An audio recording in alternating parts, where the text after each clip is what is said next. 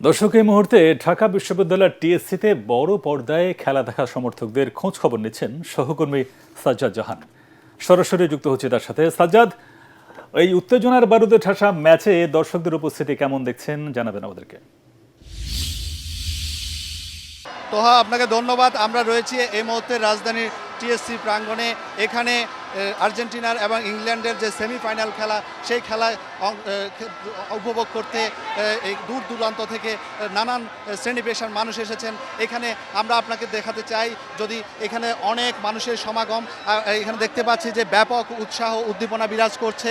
আপনি জানেন যে হাজার মাইল দূরে যুক্তরাষ্ট্রে অনুষ্ঠিত হতে যাচ্ছে আজ সেমিফাইনাল, যে খেলার মধ্য দিয়ে নির্ধারিত হবে ফাইনালে কে যাচ্ছে, আর্জেন্টিনা না ইউরোপের পরাশক্তি ইংল্যান্ড। এইরকম একটি পরিস্থিতির মাঝে আর্জেন্টাইন ভক্তরা এখানে এসে সমাগত হয়েছেন। নানাভাবে তারা উৎসাহ উদ্দীপনা নিয়ে সময় কাটাচ্ছেন এবং কি খেলা উপভোগ করছেন। তা আমরা দেখতে পাচ্ছি যে কানায় কানায় পরিপূর্ণ হয়ে গেছে টিএসসির ময়দান।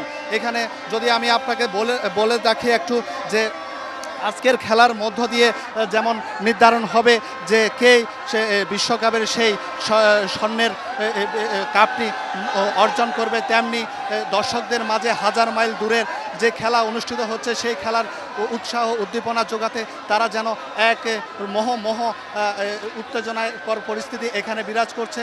আমরা এখানে দেখতে পেয়েছি যে অনেকের সাথে কথা বলেছি, তারা জানিয়েছেন যে দূর দূরান্ত থেকে তারা এখানে এসেছে।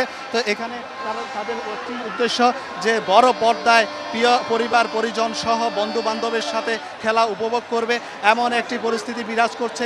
তো তারা প্রত্যাশা করছেন যে আজ হয়তো ফুটবলের অন্যতম জাদুঘর মেসির কোনো জাদুর ছোঁয়ায় আর্জেন্টিনা ফাইনালের সেই মহেন্দ্রক্ষণ অর্জন করবে এবং কি ফাইনালে ওঠার মধ্য দিয়ে কাপ জয়ের ধারাবাহিকতায় ফিরে যাবে, এমন একটি পরিবেশ বিরাজ করছে। অপরদিকে যারা অ্যান্টি আর্জেন্টিনান তারাও এখানে এসেছেন, তারাও তাদের দলকে সমর্থন দিচ্ছেন।